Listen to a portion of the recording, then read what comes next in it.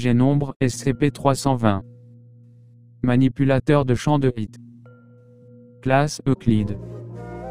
Procédure de confinement spéciale, lorsqu'il n'est pas utilisé pour de la recherche, SCP-320 doit être replacé lentement et avec prudence dans son plateau de transport en mousse solide de CM3, lui-même lentement déposé dans un coffre de 37 tonnes métriques stabilisé. Ces précautions sont prévues pour prévoir un pare-choc de matériaux légers et afin de garder SCP-320 aussi immobile que possible, dans le cas où celui-ci subirait une accélération hors de contrôle pendant son confinement. Description: SCP-320 est une petite sphère de verre qui affecte l'espace euclidien normal lorsqu'elle est sujette à une accélération suivant n'importe quelle ligne de mouvement.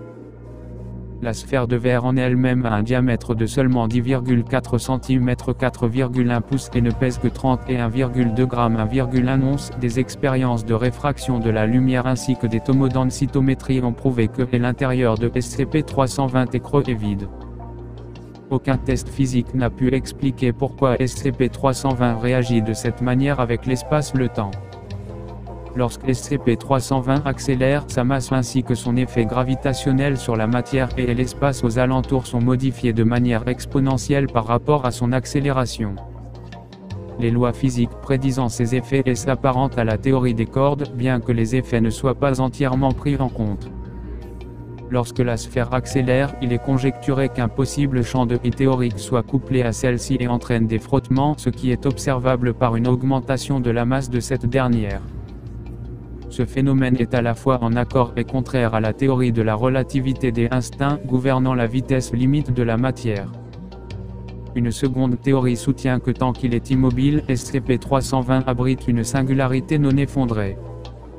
Lorsqu'il entre en mouvement, le champ gravitationnel déployé se replie sur lui-même, ce qui a pour effet de le renforcer. Une expérience pour visualiser le champ gravitationnel de SCP-320. Pour arriver à cet effet, SCP-320 a été lâché du haut d'un tuyau vertical creux submergé 1 mètre sous la force de la gravité normale. Lorsque la matière normale accélère en approchant la vitesse de la lumière, sa propre masse devient le facteur limitant de sa propre vitesse, ce qui la ralentit, rendant l'accélération de plus en plus difficile du point de vue d'un observateur, comme si la résistance agissait sur elle.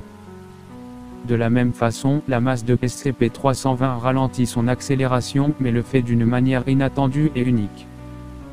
Lorsque SCP-320 est immobile, sa masse est normale et semble acclimatée à la rotation de la Terre autour du Soleil, et à la rotation du Soleil autour de la galaxie. Toutefois, faire entrer SCP-320 en mouvement c'est-à-dire en faisant augmenter sa vitesse lorsqu'il est immobile ou lorsque sa vitesse est constante cause une augmentation de la masse de la sphère de façon exponentielle, ce qui entraîne une augmentation de sa gravité relative, mais pas de sa quantité de mouvement.